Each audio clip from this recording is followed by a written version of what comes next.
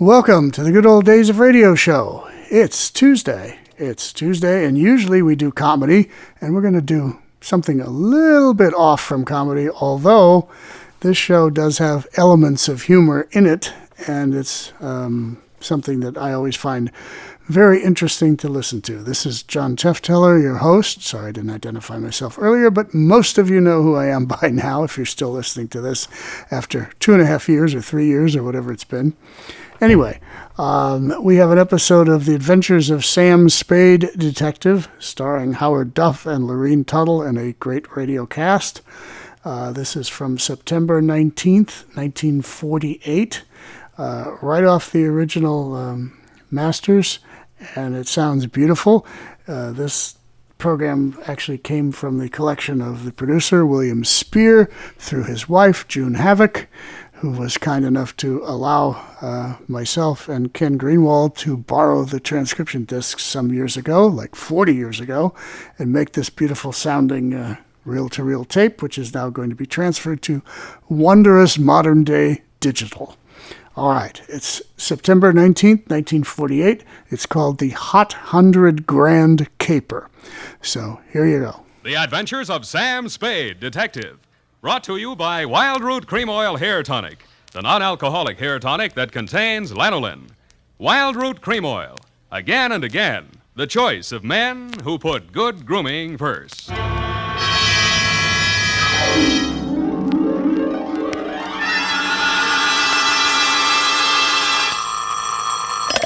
Sam Spade Detective Agency. This is Sam, Blackleg Spade, the third most dangerous gambler on the Barbary Coast. Oh, Sam, not horses again. Horses, women, and the gaming tables, Effie, the versions of the elite. Well, divert yourself with this, Sam. The phone company has sent the pink notice. Uh-huh. Pay it no mind, sweetheart. We are healed. We have hit the cashier's cage, annexed the pot, broken the bank, and we're standing on velvet. Sam, are you sober? Definitely velvet. Warm, too. Sam, from where are you calling from? You're wrong, Effie. It's a drugstore. Stay where you are. I'll be right down to deal out my report on the Hot 100 Grand Caper.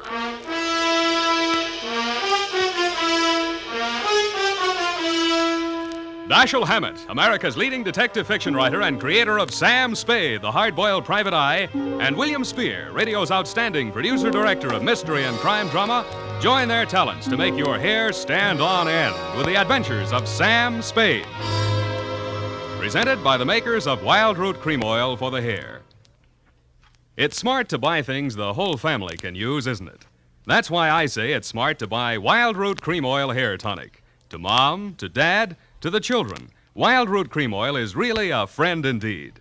Non-alcoholic Wildroot Cream Oil with lanolin grooms the hair neatly and naturally, relieves dryness, removes loose, ugly dandruff. I hope you have a big family-sized bottle of Wildroot Cream Oil in your home. Get Wildroot Cream Oil Hair Tonic. Again and again, the choice of men who put good grooming first. And now, with Howard Duff starring as Spade, Wildroot brings to the air the greatest private detective of them all in The Adventures of Sam Spade.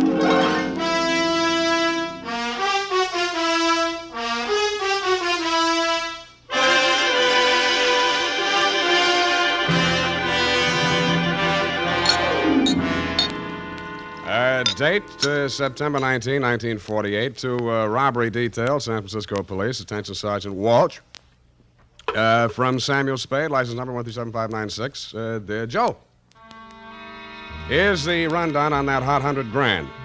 It started pleasantly enough when my secretary, Miss Effie Perrine, cute little mouse, eased into my private office, closed the door behind her, and leaned back against it with that air of pained resignation, which generally means there's a customer outside that she doesn't approve of, but that I'll see her anyway. It's up to you, Sam. She's very well dressed, and I imagine she can afford you. How do you deduce that? Well, she dropped her purse. I didn't get time to count it all, but there was a $100 bill on top. Well, sure, in, Effie. Sam. Go ahead, say it.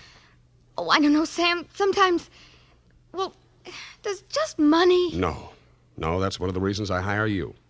What's the matter with her? Nothing. That's just it, Sam. She's very good-looking, cultivated, and very kind and considerate. And she seems sincerely troubled. You mean her act is a little too good? I felt that too, Sam. Thanks, Angel. I'll keep that in mind. Tell her to come in. All right, Sam. Mr. Spade will see you, Mrs. Kilcourse. Thank you. Thank you for seeing me, Mr. Spade. My pleasure. Won't you sit down? Oh, thank you.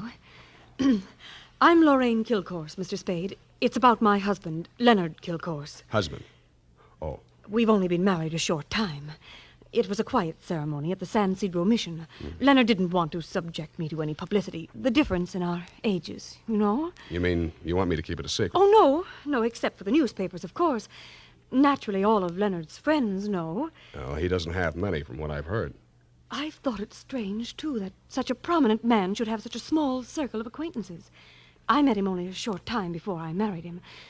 He's been very kind and absolutely devoted to me, and I suppose I should feel ashamed of myself for coming to you. But there are so many things about him that are mysterious that sometimes I can't seem to find my handkerchief. Here. Kleenex. Oh, I'm sorry. Thank you. I take it you're not a San Francisco girl. No, I met him at a dude ranch. Well, maybe I can clear up some of your mysteries for free. The reason your husband doesn't have many friends is because they keep dropping dead. I don't understand you.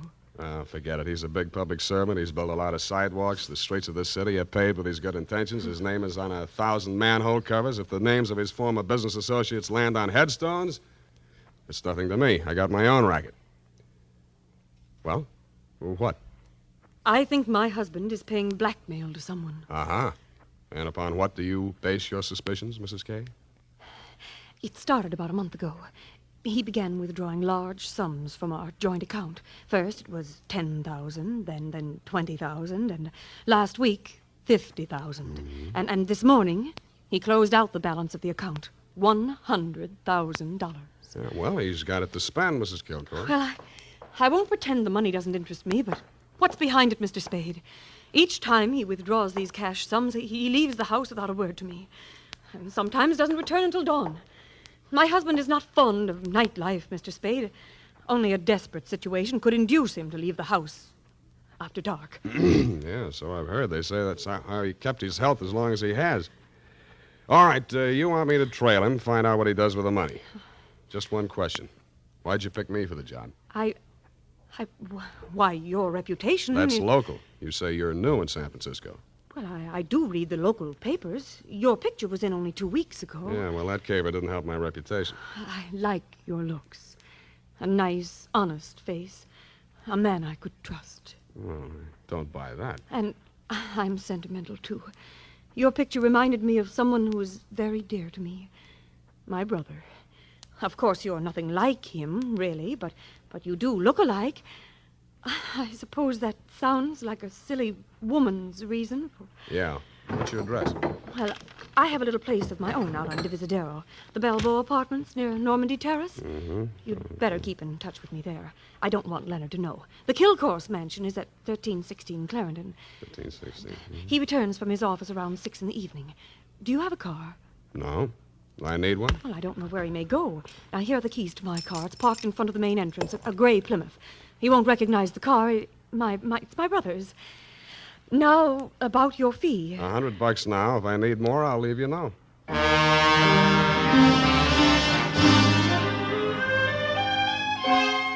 I had an uneasy feeling I would need more. The last detective that tried to follow Leonard Kilcourse had hospital insurance. I don't. But I'm a gambler at heart, so I parked Lorraine's Plymouth across the street from the Kilcourse mansion and waited. At 9 p.m., Mr. Kilcourse, much too old for her, came out the front door and flagged down a taxi. I made an illegal U-turn and followed.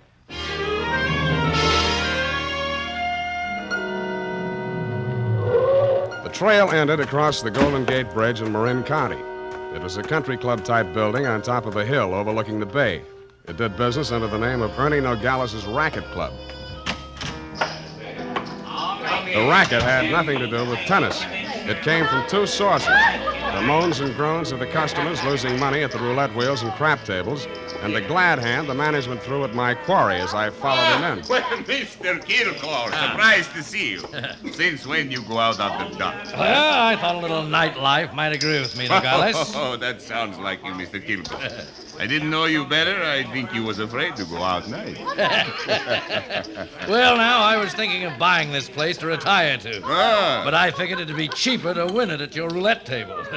What's your limit here? 10,000, but for you, wide open, the sky. A hot $100,000 for a starter? Well, anytime they catch you with hot money, Mr. Kilcourse. Come over to the cashier. I sell you the chips myself.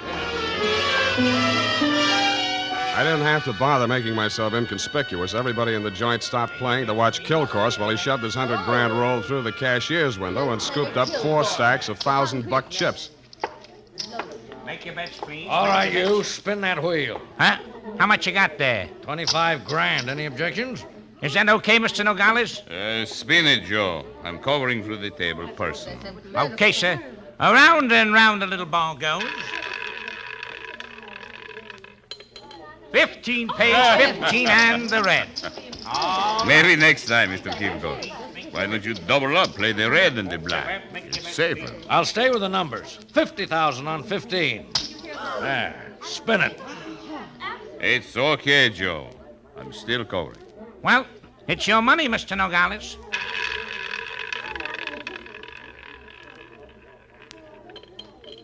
Number 4 pays. Number 4 and the red again. Well, $25,000 more on 15. Look, Mr. Kilcourse, go on, enjoy yourself. Take it off your income tax, but please spread them out a little there, those chips, huh? It looks bad for the house. What kind of a joint is this? Can't you cover the bets? Okay, Joe. He asked for it. Okay, sir.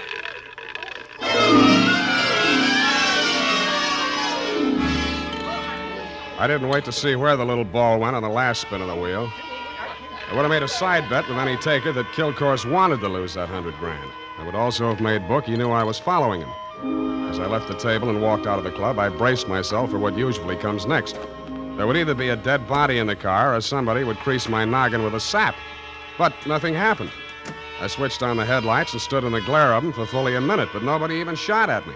I flushed the shrubbery. No gunman.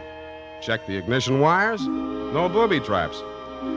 Driving back to town, I racked my brain for some way to bring them out into the open. I felt like a man with his life savings all on one number, waiting for the wheel to stop spinning, which wasn't far from the truth. Not much of a cliffhanger, but the best we could do this week.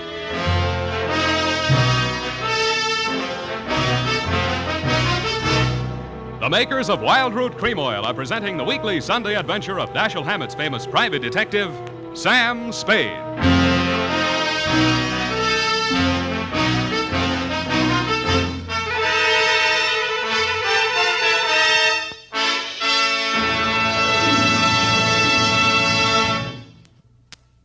Now, here's important news on good grooming.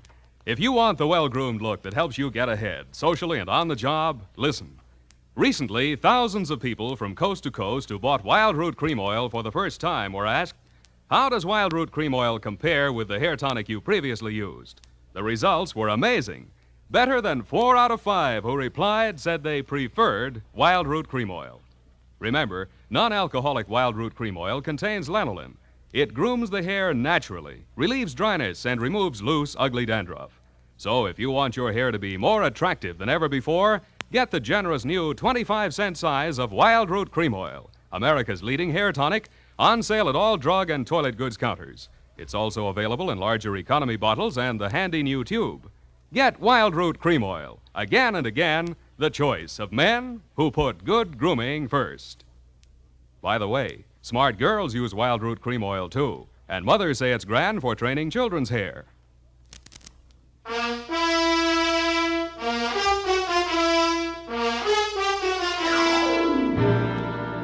And now, back to the hot $100,000 caper. Tonight's adventure with Sam Spade.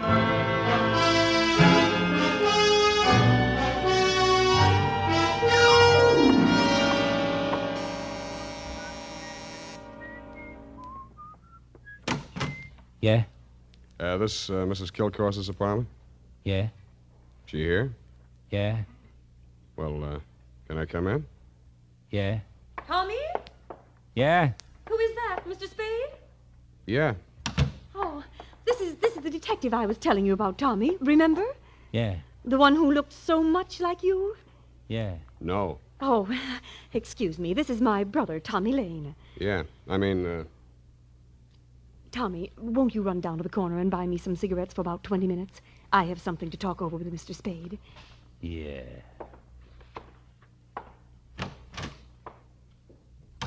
nice boy, your brother. Small vocabulary, but big feet. Well, he's shy. Now, what did you find out about my husband, Mr. Spade? He dropped $100,000 in a gambling joint. Ernie Nogales' racket club. You know it? No, but I know Ernie Nogales. I knew him in Reno before I met Leonard.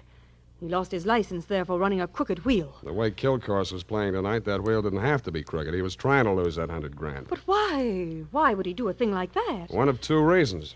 Either he's paying off to Nogales or he's paying off to somebody else, and Nogales is the go-between. Well, I don't believe it.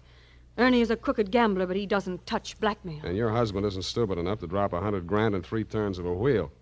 Anyway, I'm not tangling with him or the Ernie Nogales mob for $100 of your money or anybody else's. Here, take it. Well, and here are your car keys. No, wait, please. You can't desert me now. Why not? Well, I haven't told you everything.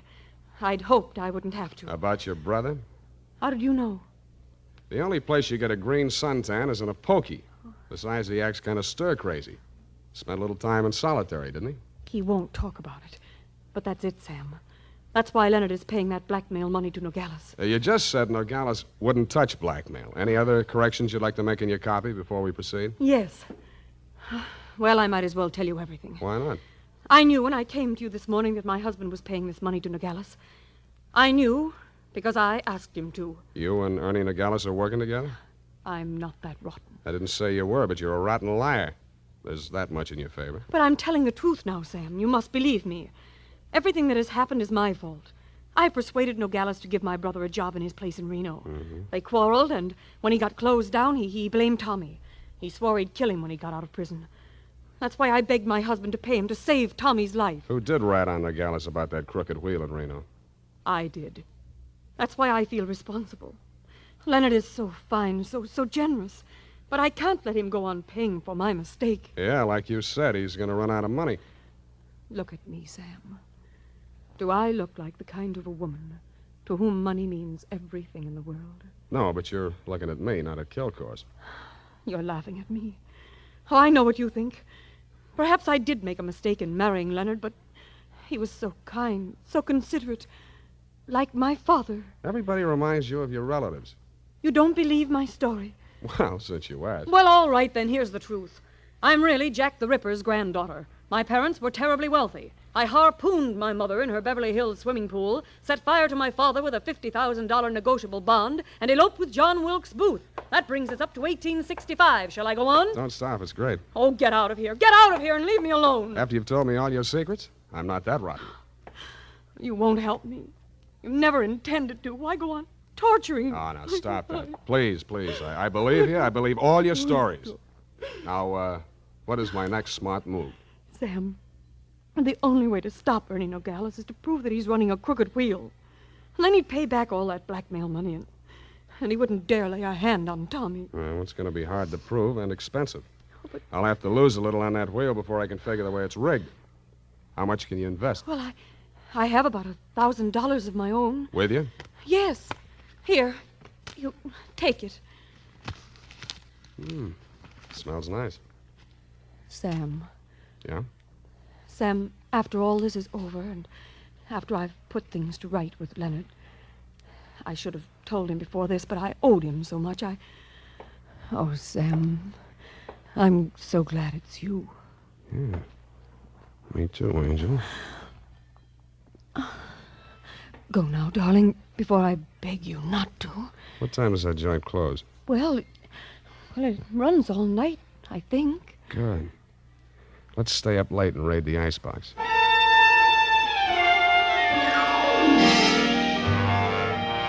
Around 2 a.m., when I low-geared the Plymouth up the long, steep driveway to Ernie Nogales' racket club, backed into the parking space nearest the road with the car headed downhill for a quick getaway just in case, and I went in.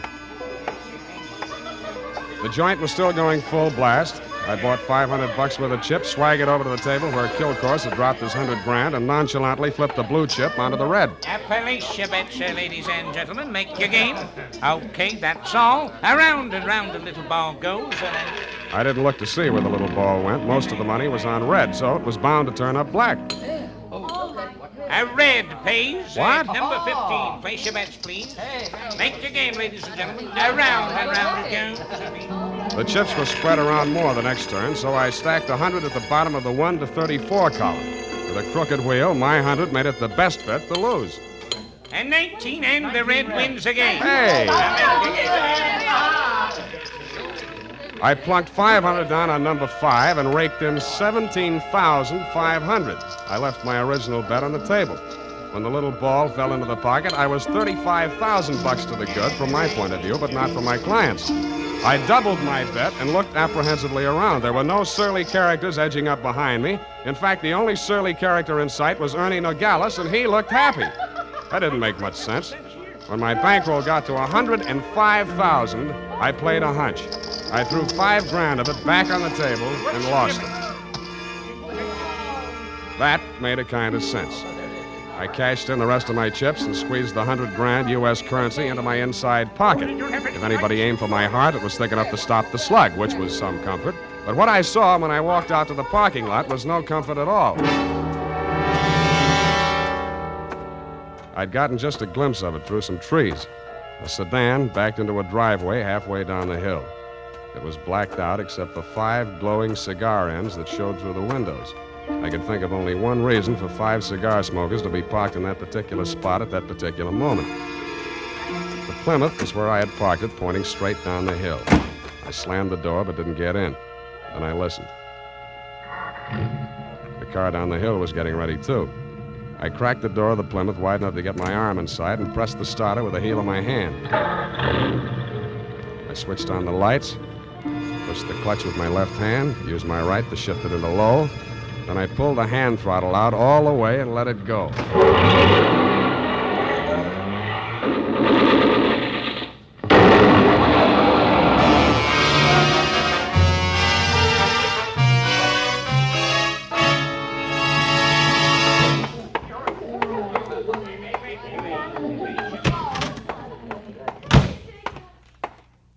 What's the big idea busting into my office? We're going to have a talk, Nogales.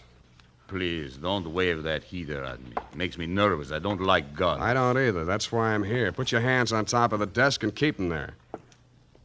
All right. Give me back that roll. I give you clean money for it. It was a gamble, so I lost. Can you blame me? Where'd you get this money? I buy it. 50 cents on the dollar. I don't ask where it came from, but I read the papers. I figured it was that shipyard payroll job a few days back. Like it just fell in my lap. I figured it'd make $50,000 instead of Kilcourse 5. I guess that was dirty trick you just out of stir, Tommy, huh? I got news for you, Nogales. I didn't know this money was hot, and I am not Tommy Lane. No? Then what? Private Dick. Tommy's sister hired me to take the fall for him. Look, I've got most of the caper. Kilcourse wanted to pay Tommy $100,000. You rigged the wheel so Kilcourse would lose it one night and Tommy would win it back the next night. Now, what was Kilcourse paying him off for? No caper, legitimate.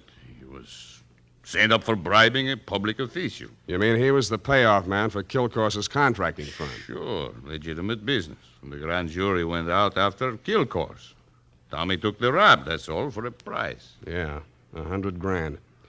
Thanks, Nogales. That's all I needed. Oh, Sam, I was afraid I might be too late. You are, sweetheart. Oh, I have so many things to explain. Where can you talk? Right in here. But who's this man? Why, that's your old sweetie from Reno, Ernie Nogales, remember? What's the matter with you two? You crazy? Oh, Sam, I should have told you the truth from the beginning. Check. The Nogales yarn, I can understand, but why did you tell me you were Kilcourse's wife? I was desperate. I had to say something. It was the only explanation I could think of for my interest in this case without telling the truth. But you were making a pigeon out of me. I don't know about such things, Sam. All I know is I'm here in time to warn you. You mustn't walk out of here with that money. Listen, they may kill you to get it back. They already did. They're combing the wreckage of that car right now, looking for my body. Then Tommy was right. They did mean to kill him. How'd he get the rumor? While he was in prison, from another man that Kilcourse framed. He was in for life, so it was safe for him to talk. Hey, you two. Yeah, Nogales? That car that just drove up. I think that's Mr. Kilcourse. Oh, Yeah, what's your hurry? Let me go. Come on, what's your hurry? Tommy's out there in that cab. I've got to warn him. Or tip off Kilcourse. Which is it? No, Sam, you've got to believe me. Sit down. Stop that. You two have fun. I'm getting out of here. Go ahead. Now, listen, sweet Lorraine, you may as well save your breath for those explanations. You're staying right here until the cape is all wrapped up. Here he comes. Have you got a gun, Sam? Yeah. Well, you'd better have it ready. But Sam... Where's Nogales? I want to see him. He was called out of town, sir. I'm in charge. You Mr. Kilcourse? That's right. I want to know why you people have been interfering with my business. It might interest you to know that this building site's on an old Spanish land grant. Title's very shaky. I'll run an 8-lane highway straight through the middle of it and turn the rest of it into a game preserve. That's what I do to people who double-cross me. I tried to tell Mr. Nogales that, sir. He wouldn't listen to me. He tipped Tommy off for a split of the $100,000, but I knew sooner or later we'd have to answer to you, Mr. Kilcourse. Oh, what's that? Here's your $100,000, sir. Count it. Sam. Well.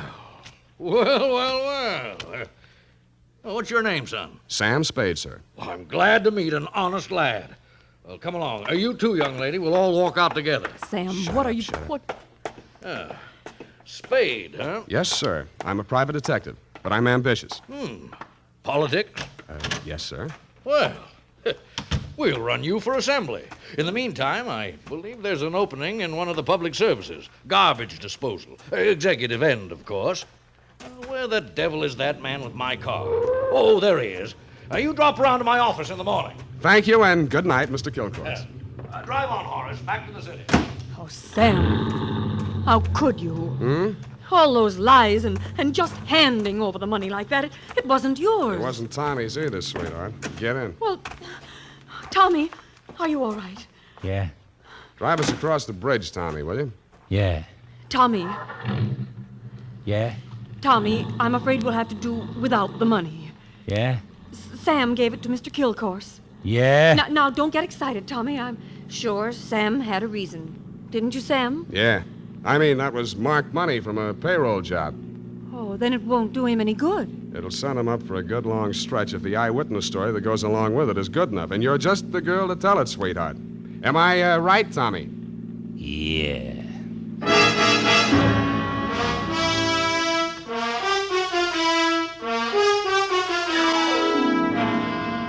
Period. End of report. Already? But Sam. Yeah? What happened?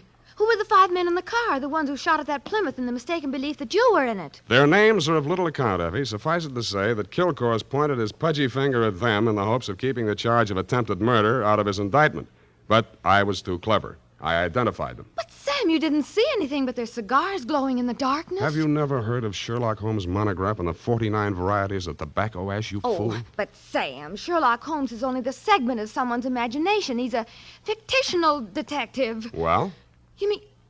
Oh, Sam, you're tired. Yes, I am. It's affected your mind, winning all that money. Now, you just sit here and rest. All right. Think of the snowy mountaintops and blue skies. I'll just go and type this up. Snowy mountaintops. Winter sports yet. And now, listen to this. If you haven't yet tried Wildroot Cream Oil, the famous hair tonic that grooms your hair neatly and naturally, relieves dryness, and removes loose dandruff, then here's a wonderful way to get acquainted. Buy Wildroot Cream Oil in the new 25-cent size bottle at your drug or toilet goods counter. Also, ask your barber for a professional application of Wildroot Cream Oil Hair Tonic. Again and again, the choice of men who put good grooming first. Well,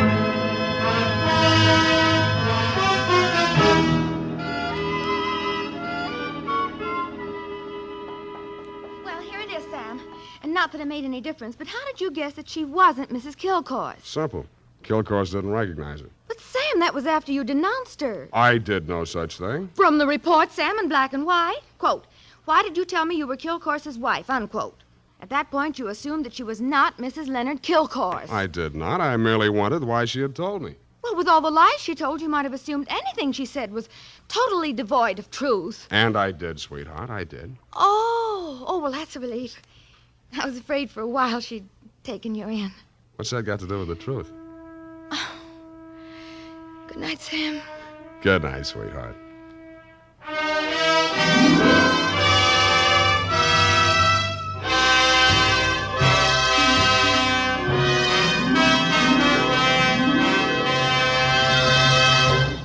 The The Adventures of Sam Spade, Dashiell Hammett's famous private detective, are produced and directed by William Spier.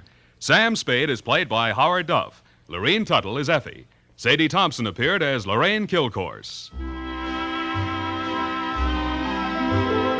The Adventures of Sam Spade are written for radio by Bob Tallman and Gil Dowd. Musical direction by Lud Gluskin. Score composed by Renee Garrigang. Join us again next Sunday when author Dashiell Hammett and producer William Spier join forces for another adventure with Sam Spade.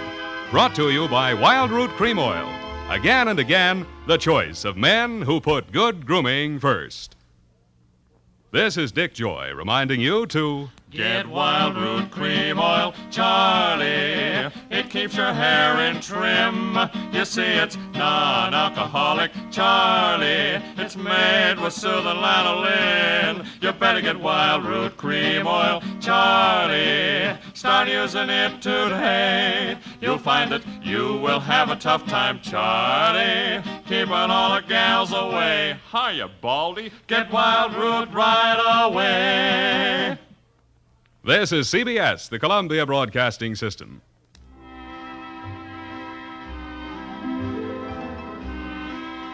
All right, The Adventures of Sam Spade, Detective, with Howard Duff, Lorene Tuttle. I heard Joseph Kearns in there playing one of the bad guys. The Hot 100 Grand Caper from September 19th, 1948 over CBS Radio. And this one taken directly from the 16-inch transcriptions, once owned by William Spier, the producer of the show, and of course the producer of the classic radio show Suspense as well. Okay, back on Thursday, and I get to say this again, with more monsters. So see you on Thursday with more monsters. This is John Tufteller in the Good Old Days of Radio show.